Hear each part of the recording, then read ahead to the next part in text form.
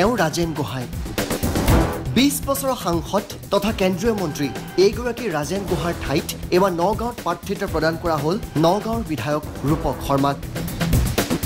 পিছে টিকট লাভ কৰাৰ পাছতেই ৰাজেন গোহাঁইৰ প্ৰশংসাত পঞ্চমুখ এতিয়া প্ৰাৰ্থী ৰূপক শৰ্মা ৰাজেন গোহাঁই ভাল কামবোৰক লৈয়ে হেনো এইবাৰ তেওঁ নিৰ্বাচনী যুঁজত নামিব চাৰিটাকে টাৰ্ম মাননীয় আমাৰ সকলোৰে শ্ৰদ্ধাৰ ৰাজেন গোহাঁই ডাঙৰীয়া ইয়াত প্ৰতিনিধিত্ব কৰিছিলে প্ৰায় 20টাকে বছৰ আৰু এই 20টা বছৰত যেতিয়া আমি দেখা পাইছোঁ আজি মই যেতিয়া বিধানসভাত যেতিয়া মই আছিলোঁ তেতিয়া মোৰ সমষ্টিতে মই দেখা পাইছোঁ যে তেখেতে সাংসদৰ পুঁজিখিনি খুব সৎব্যৱহাৰ কৰে আৰু লগতে যোৱা প্ৰায় 3টা বছৰ তেওঁ যেতিয়া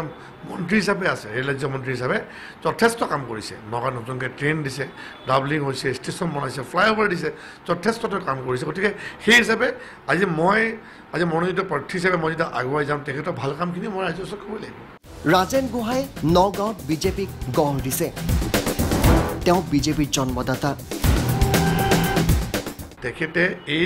লোকসভা সমষ্টিটোত বিজেপিৰ জন্মদাতা বুলি ক'লে ভুল কোৱা নহ'ব জিৰ'ৰ পৰা তেখেতে আৰম্ভ কৰিছে আজি তেখেতে 20টা বছৰ সেৱা কৰিছে এতিয়া কথাটো হৈছে যে আপোনাক কৈছোঁ যে আমি এই ধৰণৰ টিকেট বিচাৰোঁ আমি আমাৰ নিয়মলৈ আমি আবেদন কৰা নাছিলোঁ আৰু যদি কিবা কাৰণত যদি যোৱা নিশা ৰাজেন গোহাঁইদেৱৰ নামটো আহিল আমি চবে বিচাৰিছিলোঁ তেওঁ যদি আমি সকলোৱে আমি তাত ইয়াত আহি পেলাই আমি একেলগে কাম কৰিলোহেঁতেন ৰাজেন গোহাঁইক প্ৰাৰ্থিত্ব প্ৰদান নকৰি তেওঁক প্ৰাৰ্থিত্ব প্ৰদান কৰা কাৰ্যই সংঘাতৰ সৃষ্টি কৰিব নেকি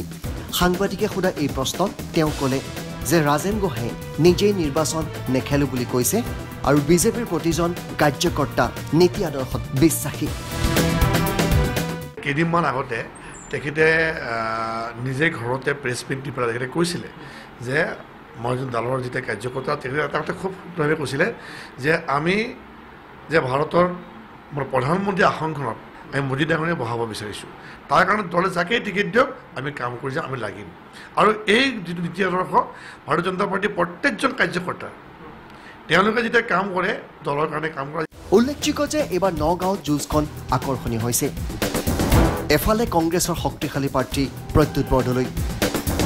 আনফালে এয়া ৰূপক শৰ্মা